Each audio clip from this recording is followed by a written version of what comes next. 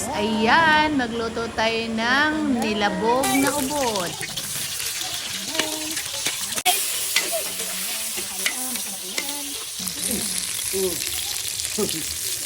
Ayan guys, oh, may balimbing yan at saka kamyas. Ayan, masarap po yan. Halo-halo na. Nagulat lang ako at sinali ang balimbing. Magugulay pala yun guys. Ayan, may tao siya. Ayan, ubod guys. Sarap po niyan. Ayaw mo bubuhat na. Guys,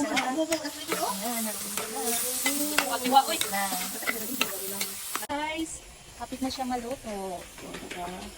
Ayan, ayun yung aso. Nagtinta na. Ha? Tawag ba guys? Ano ito? Ubod. Dami ka dyan ng tawag isago sa Bandit Canton. Yun.